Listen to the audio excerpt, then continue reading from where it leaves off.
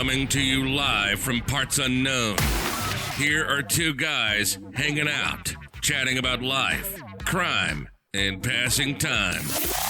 One loves to wear his sunglasses inside. He's a connoisseur of tasteless thoughts and an avid fan of Dawson's Creek. Who isn't? And the other is a man who's always willing to one-up your story. He loves his lawn a little too much and has a closet full of white New Balance sneakers. Who doesn't?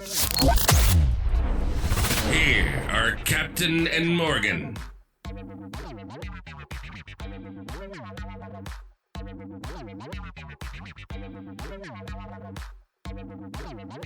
Welcome to Captain and Morgan. I am your host, Morgan, and with me, playing the role of the captain, is my good friend. She is the host of the Crime Cabinet. She is the Cake Queen of North Devon. She is radio presenter, jack of all trades, Cherry. Hello. Cherry, how's it going? Hello, I'm good, thank you. How are you? I'm not too bad.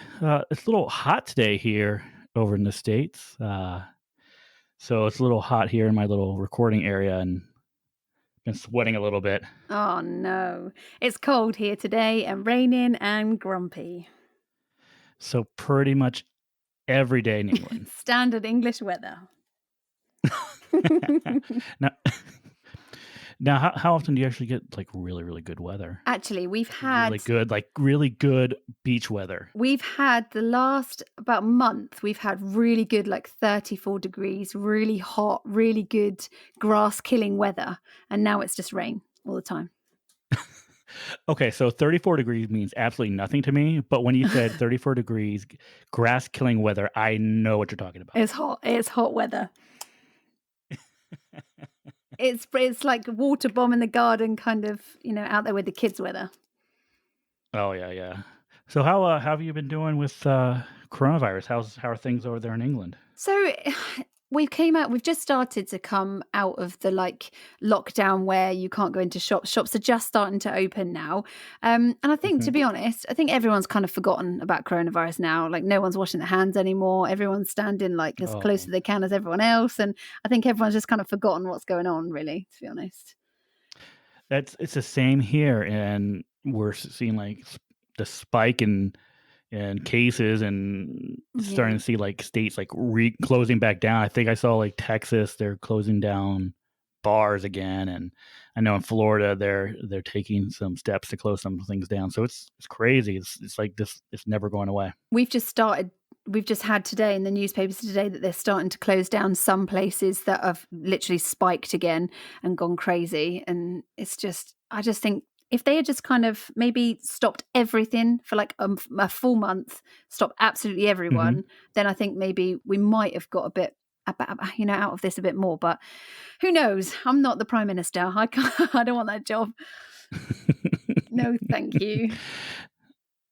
Now, Cherry, you have your own true crime podcast, which it's a recent podcast that you just started, right? Yeah, it's really new. So it focuses more on British unsolved crime. I love not love them, but the cold cases really fascinate me. And I kind of think that, sometimes you just think that one person listening may just know something that could just open this case right up.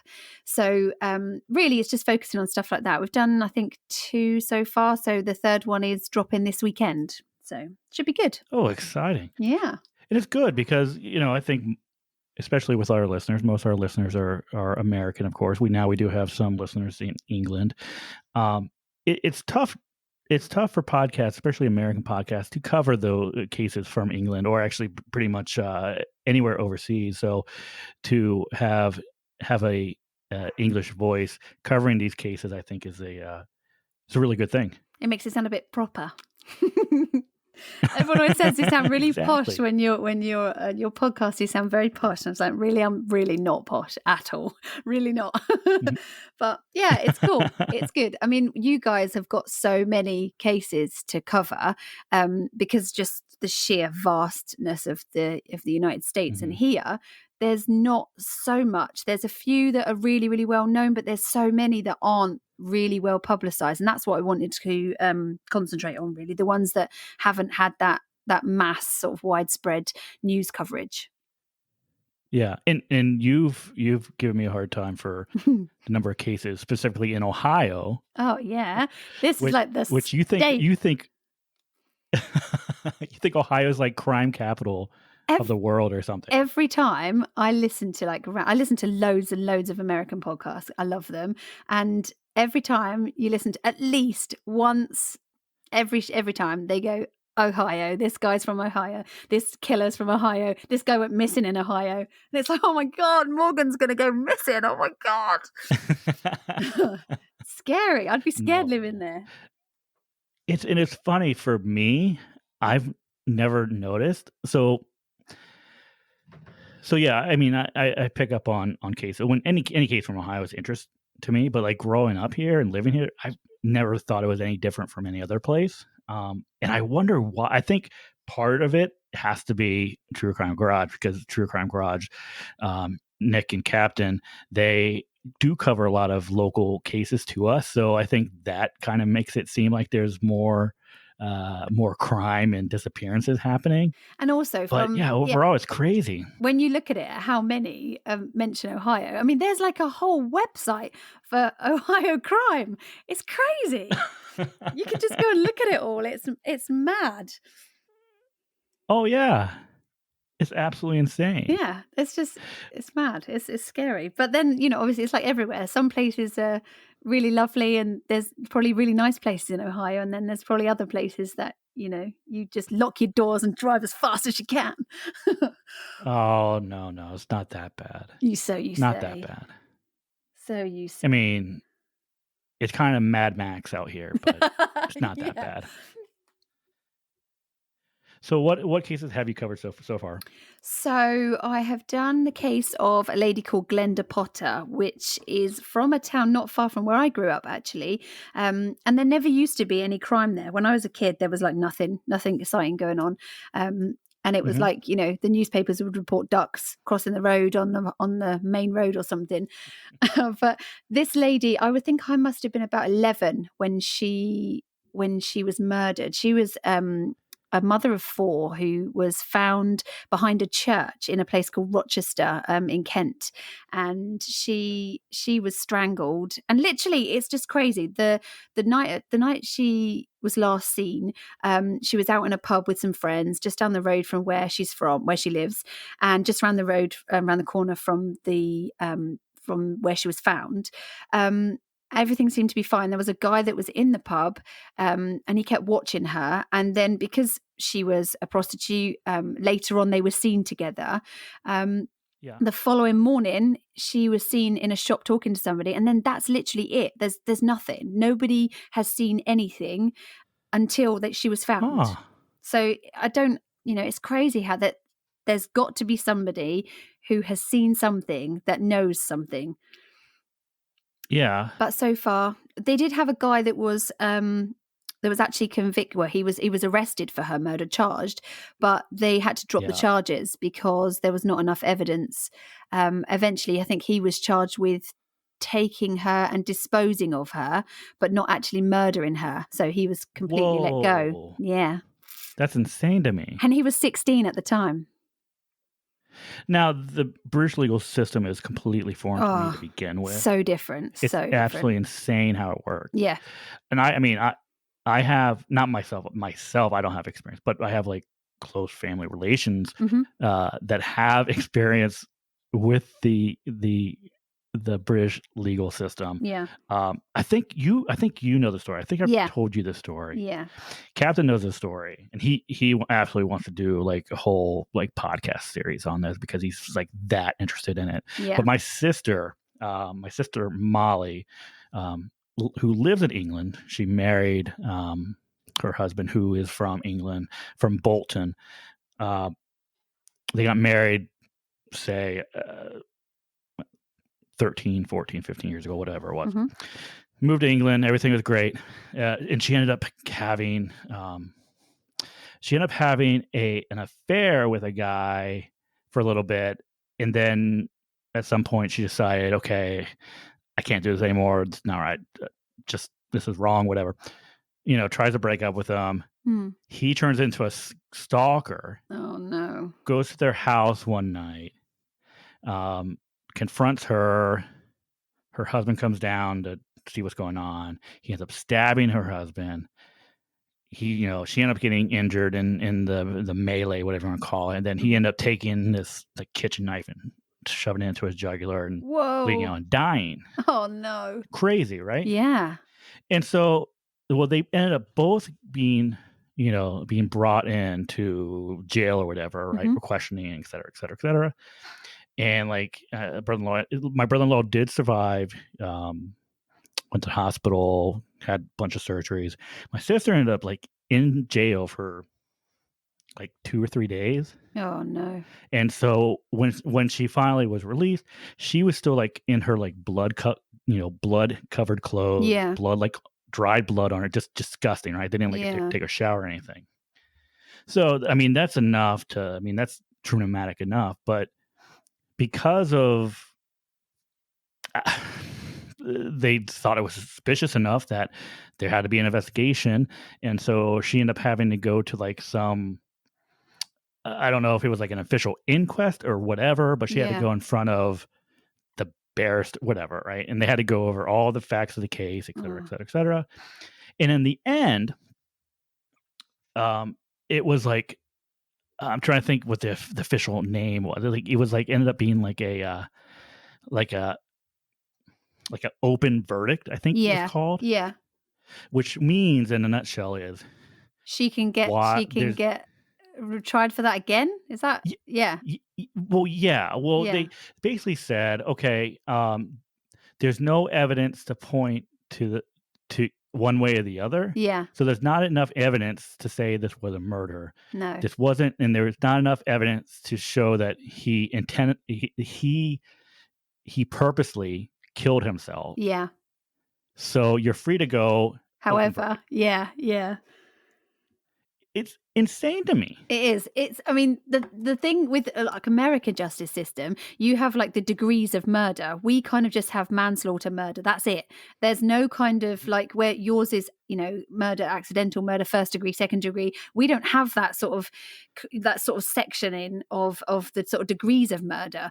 And with something like this, it's it's crazy that it's just left open like that. And then she's kind of always got that on the back of her mind that one day, you never know, somebody could come back and go, hey, hang on, we found this. Hey, here's something. Yeah. Oh, it's crazy. Yeah. So if that would have happened, well, first off, if that would have happened in the United States, they'd probably be dead because the guy probably would have had a gun rather than a knife. That's true. Yeah. But let's say he had a knife. Let's say that everything happened exactly how it did in England, but it happened here.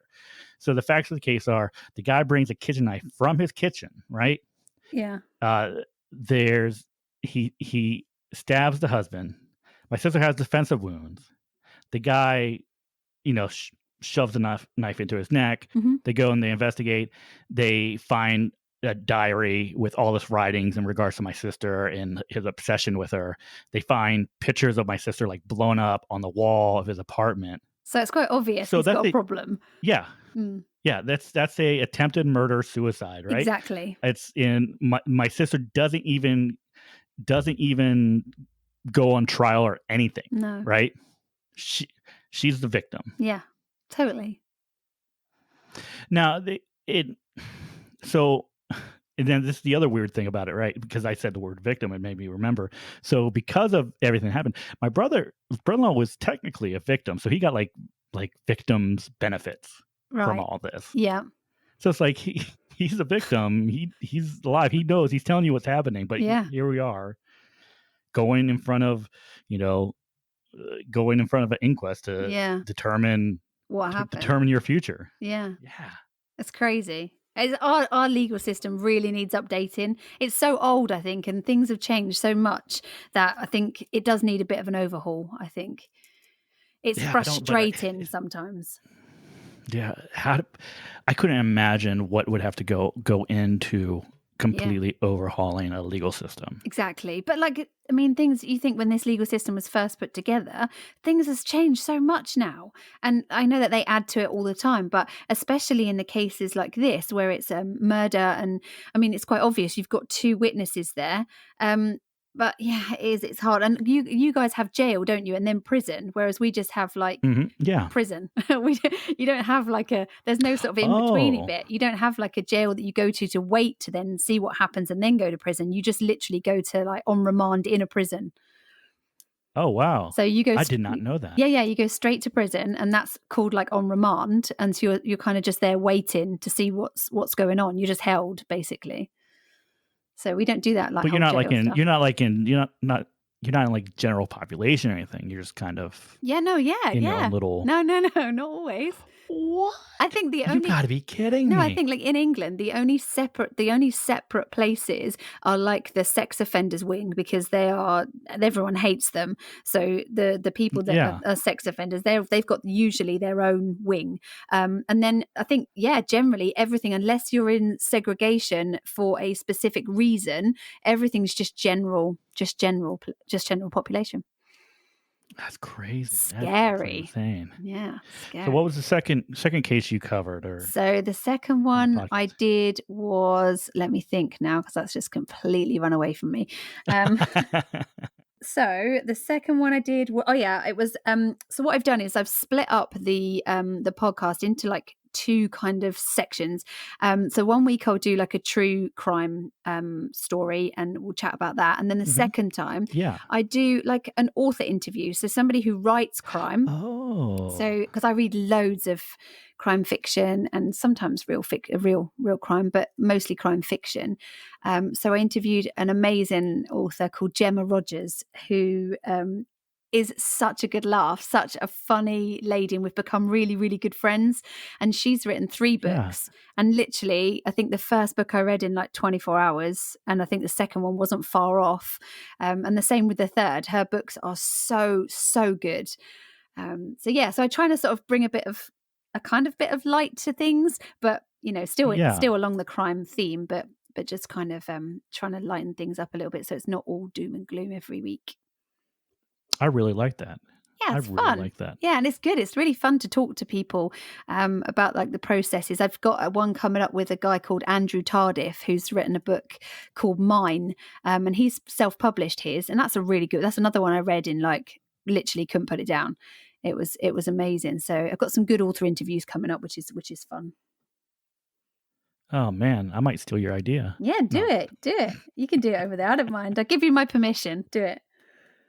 No author will want to come on Captain&Morgan. I guarantee you that. You two together, maybe not, because I think you two are just, you're going to rinse them. I think it's going to be a bit intimidating. You and your boy talk. I can channel my inner captain, but I don't think I'm captainish enough. Really, I just upset people. I think. I can just sit here, okay, yeah. I can tell you about the cheerleaders I dated, and the bands I played in, and my beard when I was like 15. I don't think he ever dated a cheerleader. I'm sorry to disappoint. No way, he must have done. No, he not wasn't he? Because like we don't have bands like you guys have. Like you say, like I played in the school band or whatever, tuba or whatever you played. Yeah. And like here, we don't really have that kind of whole band scene thing.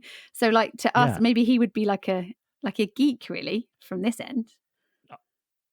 Really, you think so? I don't know. No. It's like I don't know. What's the people that play in bands? He plays a guitar though, so he's cool, isn't he? Because everyone loves guitarists and drummers. So exactly. I guess it was. Everyone loves a drummer, don't they? I don't know why, but like the drummer's always really cool. No, I think I think for the most part, I would say like the typical what you think of a band geek is probably accurate for the most part. Mm-hmm. But with our school, it's a little different because of how many people were in the band. Like we're talking between all the different bands that we have, orchestra, jazz band, concert band, whatever, symphonic band, marching band. We probably had about 300 people in band, Oh, right? wow. So we're talking probably at least 25% of the school in band, something like that. 25, Oh, 30%. wow. That's a huge school too. Our schools are not that big here. Oh no, it is. Yeah. It's huge. Yeah, absolutely huge. So yeah, I think if you were to look at everyone that was in band, I would say a vast majority would probably fall within that band geek persona or Right. whatever. Okay. But then you have people that see he would call me a nerd. Like, oh, you're kind of nerdy in school. I wasn't nerdy in school. I was eclectic. I don't know what the word is for me. Okay, so what did you play tuba? Did you tell me before? I played tuba. Yeah, I played tuba. How random that I knew that. That's weird. Okay, so what I didn't I didn't play anything really in school. I learned like guitar in primary school. I was like age like 10. But other than that, that was like, you know, we're all going to the zoo kind of guitar, not like proper guitar. This is the craziest thing about me being in band and playing tuba. I never learned how to read sheet music. Oh, shame! Like if you would give me a piece of music and say, "Hey, Morgan, I want you to play this," I have no idea how to play it. I learned every song by ear. So how long did you play tuba for? I played tuba.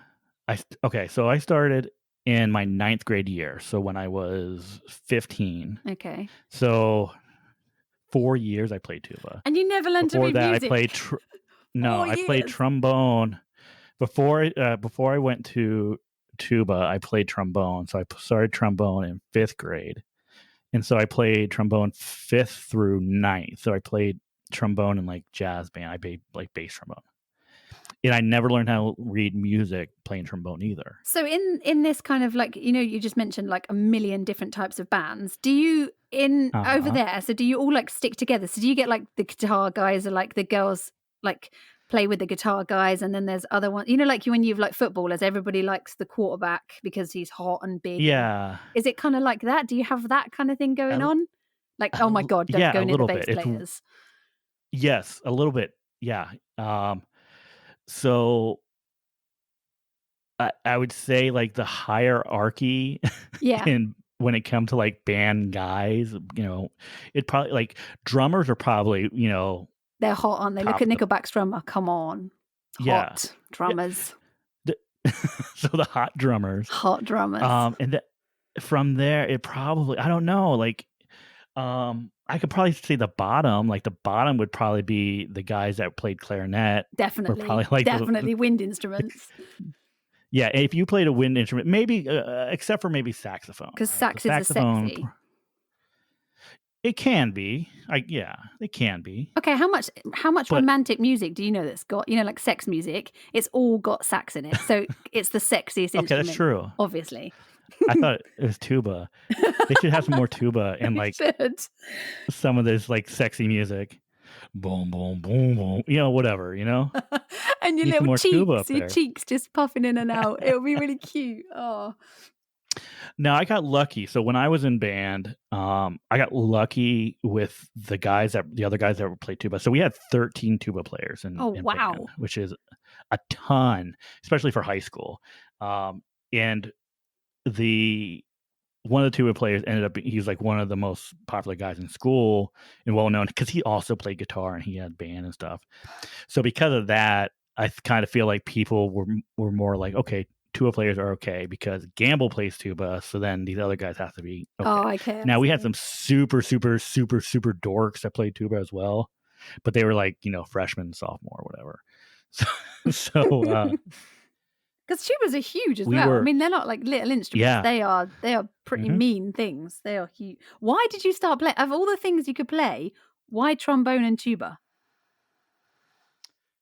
I don't know why I started with trombone, to be honest. I think it was because it was different. Okay. So when you're I was in 5th grade, right? So baby, little, right? Yeah. You're a baby, and so it's kind of like, okay, what instrument do you want to play? And like everyone was like, I want to play trumpet or whatever. And then you see this instrument, this trombone. It's like, oh, it's kind of cool. You get to slide slide it up. And so it's like, yeah, I'll play that because it's different and it's I can say that I played trumpet. I think that's why. Yeah. But when it came to tuba, so tuba in ninth grade. I know this is probably the most interesting conversation we've had on the show. But whatever, I'm really into it. So in ninth grade, See what Captain's missing out on? He's not here, and we're talking bands and music. He's going to be killing at home listening to this. He would be. I know he's going to live like screaming. Such a nerd. He's a dork. Oh, douche canoe talking about. That's right. I love you, Captain. No, but in ninth grade. So here's a little known fact about me that I don't think we might have mentioned it once or twice. I actually went to 3 high schools. So high school's 4 years, right? 9th, 10th, 11th, 12th. I went to 3 high schools. Okay, was this because you moved around, or because you were like, didn't get on with because people? I was a bad boy. Bad boy. Bad boy for life. No, one was because of the move. And how do I? So this is going to be foreign to you. Okay. This is going to be a completely foreign concept to you, and it's probably going to be a foreign concept to a lot of people listening.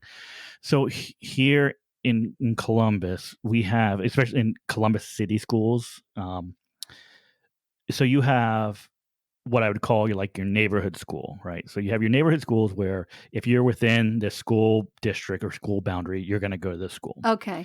But in addition to that, they have what are called lottery schools, which are typically they're better schools. Okay. And they're harder than your typical home school. So you have to get in a lottery to get into those schools. Right. Okay. And so every year they draw names okay, get in. Well, I wanted to go to a lottery school. I went to lottery schools up through my 8th grade year. The 9th grade, I did not get into the lottery school I wanted to, so I had to go to my home school. So it was my first experience in my home school, which was they weird do it to every me. year. They do this lottery every year. Oh wow! Yeah, but once you're in the school, you're in. Yeah. Unless you decide to voluntarily leave. Yeah. So I ended up going to my home school. I went to Columbus South High School for 1 year, my 9th grade year. And I think it was about a week or two before the start of my 10th grade year, we got the notice that I had been selected to go to Columbus Alternative High School, which is one of the lottery schools. And so I had a choice, and I was like, do I go to Columbus Alternative? Do I want to stay at Columbus South? And so I was like, okay, I'm going to go to Columbus Alternative, which ended up being a huge mess. And it was probably the worst school year I had in my entire life. I was going to say Columbus South sounds quite a cool school. I like the sound of that. Big up the Columbus South massive. I think so. Big up South. See, but it was actually South High. Okay, South High. S-O, well, how do you spell that? S-O-U-F, South. South. Okay, South. South High. If I would have stayed at South High, you would have been fine. I would have been fine. Yeah. I went to college. College was the hardest school, harder than really college, anything I took in college. It was the hardest school I ever went to. And I think the year that I went there, there's some Red Book magazine. I don't know exactly what they do, but they always have their list of best schools. And that year, Columbus Alternative was voted the best school in the country, right? And so I was not prepared. I did not know what was about to hit me. I went and I was lost. Savage. I was just I was not mentally prepared. And then I just was too distracted with things. And I remember specifically before, I know we have other things to talk about, but I remember this. I'll give this my one high school. Well, actually, I've had a few high school stories. This is my last high school story. So 10th grade, my 10th grade girlfriend, her name was Kelly, and I didn't talk to her until the first time I talked to her was that we had a winter formal dance or whatever. So I went to the winter formal. I actually had 2 dates to the winter formal. What? 2 dates? This is why I can see why you moved schools. You were a bit of a ladies' man, I think, at school. Oh no, a little bit. That's bad. Okay, it wasn't okay. So it wasn't. Oh, hang on. I didn't go out and purposely. Was this Kelly that you left in a car or something, or she left you or something like that? You ran away. Oh, was that the same Kelly? Yes. Oh, Okay. you're Yeah. so So bad. you remember the story. I remember. This was the Kelly. So I dated in 10th grade. Then we, yeah, on and off in 10th grade. Then we kind of parted. We didn't really see each other, talk to each other. And then in college, we got back together for a while. And I was dating some other girl who the relationship was horrible. And so I left You left her her for Kelly. on like Christmas Eve to go to Kelly. Yes, this is Kelly. That's the Kelly. Okay. I remember. But so okay. So let's go back to winter formal. This would have been 1996. Okay. So first off, was not my plan to have 2 dates to the winter formal. Yeah. I invited this girl named Leslie, who I went to high school with the year before. So she went to Columbus South, right? Okay. And so I didn't have a date. The first half of my sophomore year, I didn't talk to a whole lot of people. There was maybe a select few people I talked to. So I was like, I'm going to go. I got to, it's a formal. I need to have a date. So, hey, Leslie, I had a huge crush on you in 9th grade. So I'm going to go ahead and ask her. So, yeah, sure, I'll go. Well, like the day of the winter formal, she said, hey, my friend, I don't remember her name. My friend so-and-so is staying tonight. Can she go to the formal with us? Oh. And I'm like, what do I do? I already had paid for 2 tickets. I had 2 tickets. Okay. And so I'm like, yeah, sure, why not? So we end up going and we get there. And I knew that we only had 2 tickets, but somehow I was able to like weasel the second girl in along with us. Okay. I forget how I did it. I'm like, no, I paid for Under your 3 coat. and blah blah. Yeah, it's okay. So we go in, and then it was probably like the worst experience of my life to begin. Like when we got there, because there's like Leslie and her friend were just on doing their own thing and just not having any fun. Yeah. And I was just like, this is miserable, whatever.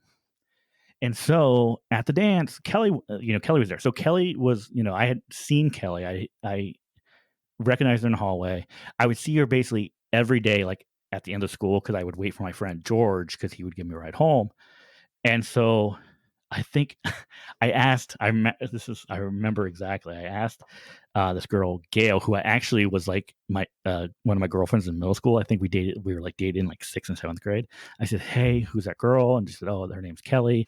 I said, okay, I'm going to go talk to her. So I go up to Kelly. I'm like, hey, how's it going? Blah, blah. Hey, girl. Hey. Dancing. Hey, girl. Hey. Exactly. Started dancing, had a good time. And this, meanwhile, like Leslie and her friend are sitting there going, oh my God, he came with us and now he's with her. Yeah. This is the worst night ever. So I know exactly. I don't think I've talked to Leslie ever again after this. Oh. But so I went to winter formal 2 dates, ended up with a third. So yeah. So that was probably the highlight of my 10th grade year. I think you should start a podcast just purely based on your memories from high school, because I don't know anyone like you. It's crazy.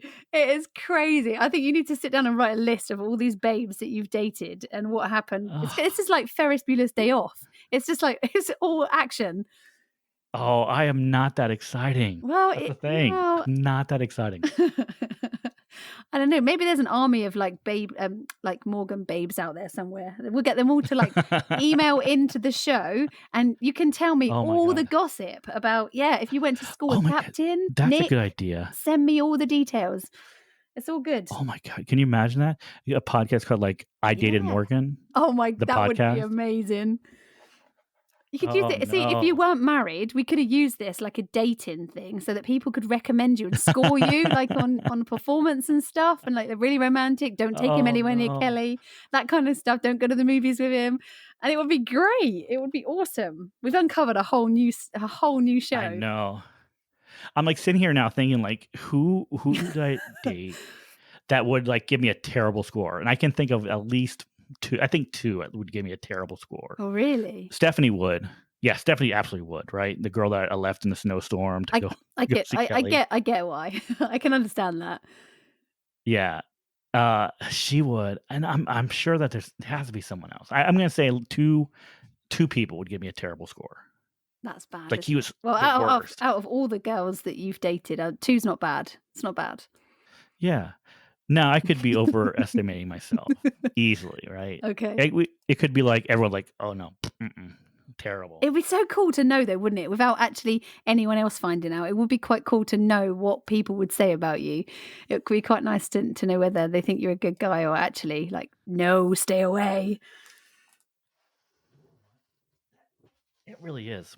I should look into that. Maybe it's not just me. We can have other people on, and we can have like, hey, Captain, here with us today. Like surprise him. Like we have Rachel, and so we're going to talk. Rachel's going to talk all about your relationship. That would be good. It would be so much fun. In fact, I think definitely if you've ever dated Captain or Morgan, you can message me. You know what my podcast is? It's the Crime Cabinet. Send me a message and dish the dirt on the boys. And I'll get back to you all with what's been said. Oh man, that would be that's fun. Bad news. That would be really fun. I know that there's at least two people that we went to high school with that do listen. And one is one I had French class with, and the other is actually one of my good friends, the guy that drew the penis on the football field. The one that you were supposed to be lookout for. Is that the one? Yeah, okay. Exactly. Yeah. Yeah, so he started listening. So yeah, I saw him recently and he's listening to it. Okay, dish the dirt, penis boy. Hilarious. What do you know, penis boy? Yeah, tell me, penis boy, what's going on? Dish the dirt on Morgan and Captain. Tell me all about it. I like this. This is fun. Yeah. This is really fun. You were jumping right into like the whole concept of Captain&Morgan where we just ramble about whatever.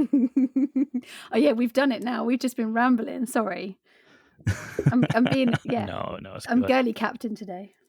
How about we jump into we have two things that we did absolutely want to talk about. Yeah.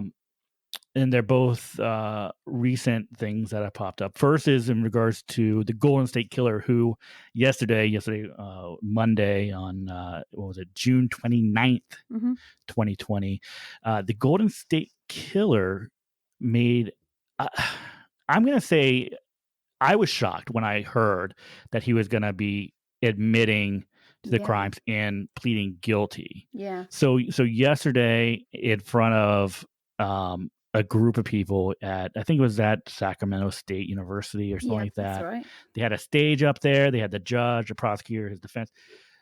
So it was a big, huge production where Joseph DeAngelo, the Golden State Killer, East Area Rapist, the original Night Stalker, the Visalia Ransacker, et cetera, sat in front of many of his victims and admitted to a 12-year binge of murder, rape, burglaries, and other crimes from the Sacramento area all the way down to Orange County, California. So they believe this to be at least 12 murders, 45 rapes, and hundreds of burglaries. That this guy is just, that's just crazy. Yeah. Now, this has been one of my, I don't want to call it a guilty pleasure case, but this was one of these cases that before Joseph DeAngelo was arrested, I couldn't stop. Yeah. I couldn't stop researching. I couldn't stop learning about. So this is a very exciting moment for me. Mm-hmm. I didn't think we were ever going to get to the point where we were going to get I didn't think we were going to get a guilty verdict. I was going to be shocked if we ever saw this go to trial, only for the fact of Joseph DeAngelo being 74 years old and looking like he's not in the best shape. No, he looks at all. No, even though that's right, he looked really frail. He looked bad. Now, some of it might be an act. I don't know. Well, because before he has been. He has been accused before of faking heart attacks. He's also been accused when he was arrested. He was in a cell and they left him on his own and went out, obviously watching him on the video. And he was talking to a guy called Jerry, like in his head, saying that Jerry sometimes takes over and he can't stop him. And he was kind of having this conversation with this guy. But they were saying that they think that might have been a bit of a ruse just to kind of, because just to make himself look crazy. I mean, he's obviously a total shitbag. He's obviously a Mhm. very, very disturbed man to carry out all of Mhm. that. So that's the thing. It's just, it's crazy. But from his crimes, he's definitely he's a type of person that needs control. He needs Mhm. control over every situation Everything. he's in, Yeah. right? Because he used to be a police So officer, he's not right? Yeah, Yeah. He used to be a police officer. He was a police officer. He started in Exeter, California, I believe. And then He was in which is California, yeah. just close to Visalia. So he was a police officer during the whole Visalia ransacker period. Yeah. Then he ended up in Auburn, California, which is just north of Sacramento. He was an Auburn police officer. And that's where the crimes really took off, is when he went to Auburn. Okay. So he's not a dumb guy. No, and he's like at all. married as well. He had a wife and everything, didn't he? He was just like a normal guy. Yeah. No, I mean, to everyone Yeah. knew him. I mean, he's a normal guy. Yeah, he might have had a temper or whatever, but Yeah. I think a lot of people in his generation had tempers, so Yeah. I don't think it was that surprising to people. And also, some of his colleagues have said that they were really surprised. Some of the sheriffs have said that they were really surprised when it came out that it was actually him. They were really, really surprised that he would do something like that, because they've worked alongside him and had no idea. Imagine that, being a police officer that worked with him and had no idea that he was capable of all this. I mean, this is a huge catalogue of crime. Yeah. And disgusting crime. I think it was in Visalia, or when he was in Exeter during the Visalia ransacker period, where he was actually like part of like their anti-burglary team or whatever you want to call it. And so he would go and like give educational talks to this, to residents about how to protect themselves from burglaries and et cetera. Man. So this guy, he's using he's using he's using everything to kind of hone his crimes. It's crazy. But also, I mean, like, that's the thing. He's right there in front of everyone's noses. I mean, how must he have felt doing that? There's got to have been a lot of pressure for him to, to carry on doing all this stuff, being a police officer, being somebody of trust, being somebody that nobody's gonna suspect you. I mean, he was only caught because they found his DNA was on a genealogy site. I mean, it wasn't even because he slipped up. That's crazy. It's because like a cousin or something signed up and submitted their DNA, and all of a sudden, bam, that's how they got him. I mean, it's just you couldn't write this. Have they made like a film of this? Have they made a film of this now? I did read somewhere that they were looking at making a film about this. Not a film per se. So that's the other interesting thing. So on Sunday night was the first episode of the HBO. It's a 10-part documentary series. Yeah, and it's based on Michelle McNamara's book, I'll Be Gone in the Dark. So of course it's called I'll Be Gone in the Dark. So it's crazy. Like that came out on Sunday. Yeah. Next day, here we are, Joseph D'Angelo being wheeled up in a wheelchair onto a stage, and is sitting there for 6 hours or whatever it is, going, I admit, or whatever, guilty, saying guilty, and I admit to it, or whatever he's saying. Yeah. So I'm sure they didn't really cover this in England in the media. Did you get to watch any of it, or did you catch any of it? I didn't watch any of it. I read up on it like on our BBC website. I had a look at the BBC News because it flashed up like a BBC, like they do like an alert to say what's going on, and that came up. So there's pictures of him. So I saw the pictures of him, and they've got pictures of like his crimes, some of his crime scenes and stuff like that. And they were saying about the charges and the fact that he had said that he was I think it was like he admitted it as well, didn't he? There's some that he just said admit to, or I admit to that, and others that he just sort of said guilty of. That was the most interesting thing to me. So like I said, it was like 6.5 hours. They did take like a lunch break, and they took maybe like afternoon break or whatever. But yeah, so for 6 hours, he was sat there, and he had to listen to.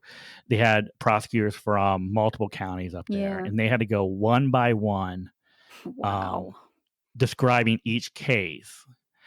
And they didn't really go over didn't go over the evidence per se. I mean, they No. talked about like, okay, this is why this it's him or whatnot. And so then after everything, they would have to read the charges, and he would either have to admit to it or plead guilty. So Okay. the ones that he had to say, I admit, those are the rape cases in which the statute of limitations had expired. Oh, okay. So he couldn't be charged or found guilty on those because That of statute of limitation. sucks. Yeah. But they still wanted him on record admitting to those. Okay. So, but what they did get him on, so on these cases, this is what's crazy, right? So on these cases, they were able to charge him with we'll just say kidnapping, Oh, okay. because those statutes They hadn't run out. They hadn't run out. Okay. So he was admitting to rapes. He was pleading guilty to kidnapping. He was, or I think, like illegal.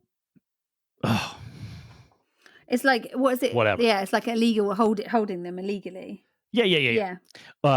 And so then, of course, he was pleading guilty to crimes.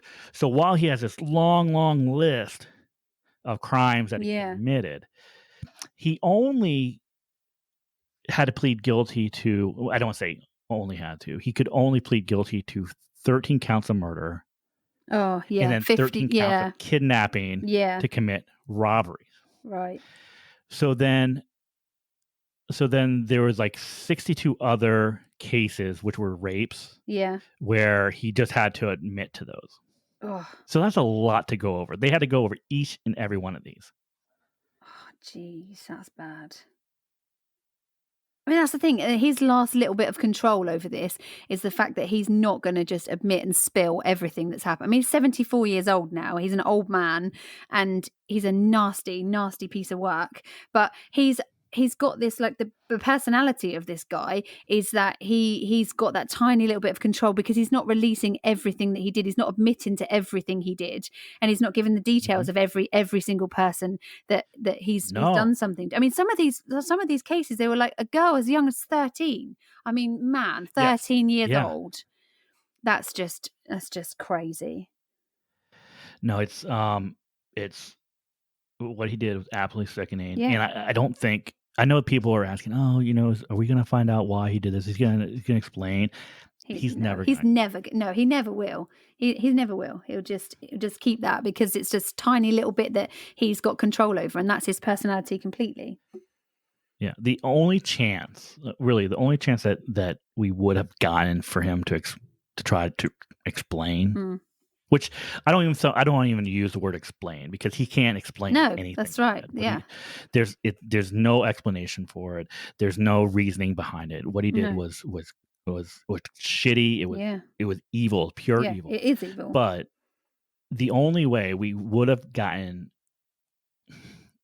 words from him, in regards to what he did, in regards to how much of a monster he was, would have been if it was a part of the plea deal, right? Yeah. So a lot of people think, okay, well, you have BTK who, when he was, before sentencing, he had to go through and talk about all the crimes and what made him do it. The only reason he did was because it was part of his plea. Yeah. The thing is him coming and saying that is not going to change things. If he comes and says why he did it or what, it's not going to change things. The best thing for, like, the victims is going to get that guy. I mean, is this like can he be? He's not going to be executed, or can he be executed? Is this a state you can execute? No, so he's not even going to be put to death. It would have been. It would have been. So in California, California is a death penalty state. Yeah, but the plea deal that he took is will takes that off the table. So it's basically just going to be life. It's going to be life in prison, no chance of parole. And he's in solitary all the time, isn't he? He's in isolation in Sacramento. Yeah. Oh, I'm sure he is. Yeah. Yeah, because I think he wouldn't last very long. Yeah. That's what doesn't make any sense to me is why. What was what was the reasoning for him to take this deal? Oh, exactly. I don't Uh, understand either. because he's 74 years old. He is never, if he would have went to trial, been found guilty, was sentenced to death, he would never have been put to death No. because of how long it takes Yeah. for all the legal procedures afterwards, all And the the appeals. appeals process. He would have died in prison. Yeah. So what is he getting out of it Yeah. to take this deal? Yeah. Right? There has to be something like, okay, Do you think it's like is a part limelight of it. thing? Do you think it's like a perhaps he's more out there with this kind of plea, big charade of going into court and having this all over the newspapers? Maybe it's that kind of thing, or rather than just being, Maybe. I just can't see what benefit he would get from doing this. I mean, I guess it prevents things like evidence to be released. Oh, okay. Maybe it is Yeah. part of his controlling everything, Yeah. controlling the narrative a little bit. Mhm. I don't know. Maybe will he end up getting better living conditions if he's not on death row? Maybe. I don't know. I've never been on death row. I've never been in prison. I have no idea how that works. But Mhm. I would assume that maybe conditions of death row inmates aren't nearly as good as they would be in general population. But then again, he's 74 years old. He's probably already in isolation. Yeah. It's not like he's going to want to go He's and play never. ball in the yard, is it really? Yeah, he's never going to be in general No. population. No. He's gonna. So I don't know. It's strange to me why this happened and why this happened now. I don't know. I can't see that there's a reason, like you say. Doesn't seem to me to be a reason unless he's going to gain something from it. Or usually with a deal, you normally would get something from that. So it's like reduced sentence, or you'd get better, like you say, better conditions, or that kind of thing. But to me, this doesn't. He's like really. He's end of his life kind of thing. He's coming up to like twilight years, and he's got 3 daughters. That's another thing I don't understand about this guy. I understand why people burgle. I get it. Like some people need money and they do it and it's not good, Mm-hmm. but I understand that. But a guy that's got 3 daughters of his own to then go and carry out crimes like he did, I just can't comprehend that in my head. I just can't get it in there. As a parent, I just don't understand how Mm-hmm. you could do that being a dad. Like, it's just mad. It's just a very, Yeah, very strange case. no, yeah, and I think he's just. And people would point to Bonnie being like his breakup with his fiancée Bonnie back in the early 70s was like the defining moment. I don't think it was, because one of the things that came out yesterday during these proceedings was the fact that one of his friends, when they were younger and they were breaking into houses, doing burglary, he had been attacked by a German Shepherd. Right. And because of that, he ended up using a M80 firework to like catch the dog on fire or something like that. Oh my God. So if you can do that to a dog, anyone who uses animals is a piece of shit. Yeah. So he had something wrong with him to begin with. You probably find he tortured like birds and stuff as a kid. He's going to be one of those kids that has a magnifying glass on the ants or something when he was like 4. Mm-hmm. It's just, I think if you were to look back, right back into his background, I bet he was showing signs of this from a very early age. A police officer job is a job of control. It's you are the law, and so you can see how he would be good, in that kind of job, because it sort of suits that sort of, I don't know, that like higher than you kind of personality kind of thing. There are really good police officers, and then there are, obviously, in every job, there's some bad ones, and he was just badder than bad. Oh, no, absolutely. I think what's most fascinating with him is how his crimes progressed, right? Yeah. I don't think he's doesn't seem like he's your typical serial killer. No, right? no. Where if you think of someone like Ted Bundy, it was almost like nothing, murder, bam, Yeah, right? yeah. same thing with like someone like Jeffrey Dahmer, Yeah. where there were things. Okay, yeah, there's probably animal cruelty. There's Yeah. killing animals, whatever, right? Yeah. But if you think of it, this is really it's nothing. There's some psychological issue going on, but then all of a sudden, bam, killing. Yeah. They jump right into it. Yeah. Him, it's not that way. No, it gets Him, it was slowly, like slowly. But then once, so he had the murder of Claude Snelling and Visalia. Mm-hmm. That would have been 1970. 70 something, wasn't it? 75. So 1975, yeah. But then he it's not like he had that killing and then I was like, I have to kill. I gotta kill. No, he went back. He went from burglary to killing someone to rape. Yeah. Eventually to murder. Yeah. Again, right? And then he stopped. Yeah. Then he stopped. And then he stopped for what, 6 years or something like that. Yeah. 5 or 6 years. Yeah. And I was like, okay, did it again, then completely stopped again. He's not weird. There's something there's something very weird. And there's something about him which I think when it's all said and done, I think he is going to be one of these cases that people continue to research and look into even well after his death. Yeah, because it's different. There's something different about it. So when he was young, I believe he was about 9 or 10 years old. His sister, it's been reported that his sister was raped, and he saw his sister being raped. I think she was raped by some airmen or some German. They were in Germany or something like that. They were raped by some airmen where they were stationed at the time. And that was when he was like 10 years old. So that, that could well be the catalyst to start all this. And it could be that during stressful times in his life, I think if we were to go back and have a proper look, it might well be that during stressful times, he did resort to doing something like this. He got married. I think he got married again to Sharon. I think it was a lady called Sharon, and they got married 73. And that was in the time, I think, that he had a break of doing things, and then they had 3 kids. Mm-hmm. They had 3 girls, and then he starts again. So, I mean, it seems like when he's happy and good, it's all quiet. And then, what he has tips things it that take over? his mind away from it. Exactly. Yeah. Yeah. It's almost like getting married, having babies, and there's nothing going on. And then all of a sudden, bam, there's something else. So what was happening around that time? I mean, I'm sure investigators have looked at this. This isn't going to be something new that I've just come up with. But it seems like there's a pattern to he stops for a while, has some kids, and then carries on. Mm-hmm. Yeah, because there was a break. There was a break after his first daughter was born. I believe it was 79 or 80. Then he stopped. Yeah. He completely stopped. Yeah. And then I believe the last killing in 1986, if I'm not mistaken, don't hold me to this, but I'm pretty sure, was committed mere weeks, maybe 2 or 3 weeks prior to his second daughter's birth. Right.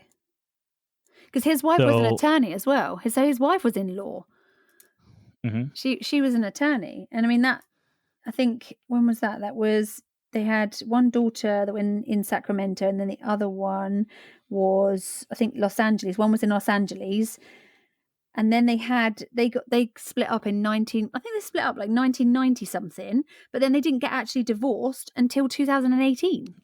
Until after his arrest. Yep, you're right. I think they separated in 1990. Yeah. And then she actually divorced him in 2019. 2019, yeah. Ended up getting his pension and getting his house. No. So, yeah. She got his pension in the house. So the house that he was living in when he was arrested, she got that after the divorce. Oh, you wouldn't want it, would you? You'd be sick if you found out that your wife was a major serial killer. You'd be like, whoa, how did I not know? I couldn't stay there. There must be little things that she looks back on now, and she must look back and go, oh my God. So remember when we were doing this, he was obviously off doing that. That must be shit to look back like that. That must be awful. Oh God, yeah. I just can't imagine that. And I understand, like, she hasn't said anything. I mean, she had No. like one statement where she was like, she felt for the victims, right? Yeah. But she really hasn't said anything. I don't blame her. I don't blame her. blame No, her I don't blame her. It's not her fault. It's not her fault. And I think she would be crucified in the media. There's going to be people that will be really awful to her. And it's not, this is not about her. It's mean. They'll say, "Why didn't you know? You should have known." Exactly. No, that's not how it worked. No, I mean, no. how many times do you hear these stories of people who have double lives? Who, they're married, and it's like, no, I never knew that about him. He wasn't that way around his family. He was a great family man. Yeah. And then turns out, you know what? He was a piece of shit. He was a piece of shit. Yeah, exactly. Yeah. Exactly. Yeah. No, so I can't blame her for that. I mean, so now what? I feel bad for the kids, for his kids, definitely. And I feel bad because they. I don't want to say that they are victims, but they're not victims in the sense that his real. I don't want real victims. The ones that he actually physically attacked. But they have been made victims, haven't they? They're a victim of this situation, so they are. Yeah, they've been dragged into something which is they have nothing to do with. Yeah, and they're gonna have to live with this the rest of their life, right? Because they love their dad. And not only that. Yeah, I mean, I can't imagine. Like, can you love someone and still realize like that they're a monster? That's what I think. Yes, I think it's so hard. If it's like your love for like you as a parent, so you're a dad, your love for your kids is totally unconditional, and like for me as a parent, I would love my daughter no matter what she did. I might hate what she's done, but there's a part of you that will still love her because you're the parent and that's your baby. And I think, then obviously all of these serial killers, all of these, they've got a mum and dad. So their mums and dads love them because that's it. They might not like them, but there is that. I can't believe that you would just stop loving somebody. You might not like them and you might hate them, but I can't think that there's got to be something in there. I mean, that's your dad, that's crazy. It's a horrible situation to be in. They're being torn in so many different ways, and like I couldn't imagine like what that would be like. I can't like. It's the concept of like being torn between, loving your dad, still like trying to understand like who he is, and then seeing and realizing that the person that you've loved for so many years, for 40 years, is. Because he could have been a really good dad. He's a monster. He could have been a really good, really loving dad, but an absolute monster, elsewhere. And, you just can't get that your head around that your dad would do something like that. It's mad. It's crazy. So what are we waiting for with this now? What's next in this whole trial thing? So next. Before we go on to the next, I just want to make one note of my very, very, very, very favorite part of this whole thing from yesterday. Right? Okay. And this whole legal procedure, press conference, whatever you want to call it. Jane Carson Sandler. Yeah. Who was one of his victims. Yeah. I don't remember which number she was. Victim 20, I think, something like that. Okay. When they were going over her case, she stood up, walked to the front of the stage, right in front of Joseph DeAngelo, basically stared bullets into him the whole time. Oh, wow. Did not flinch, did not do anything. And so at the end, and this is officially on record, where the prosecutor said, Jane Doe number, I'm going to say 20, says that he had a small penis. Oh, no. Which was stated by multiple other victims. Oh. And so as soon as that happened, people started cheering. And so he had to admit to everything. So he had to admit that he had a small penis. No. And so, oh, wow. And so they did it. Everyone cheered. And, I think they all deserve it. They all deserve that moment. I think Jane Carson Sanders took full advantage. Good for her. I think it's something she needed to do, and I think it's a huge step in in recovery, because this is like these crimes, especially the people who the victims of the crimes. Recovery is not overnight. These crimes happened over 40 years ago, and recovery is still going on. Yeah, that's right. If ever they were, I don't think they'll ever fully recover from it. No, I don't think you can. No. But I think what happened yesterday is a huge step for them. But going into what's next, so next is the sentencing stage, which I believe is going to be set for August. Let me see if I can find the date. I believe it's August 17th. Okay. It's the sentencing phase. Now, this is going to go on for multiple days because part of the sentencing is you have the victim impact statements. Oh, so every they get to read victim that who out, wants don't they? to Yeah. gets to speak. Wow. And gets to confront him. So they're expecting this to probably go on. It might be a full week for sentencing. It might be 5 days. It might 4 or 5 days. It might be 6, 7. Who knows?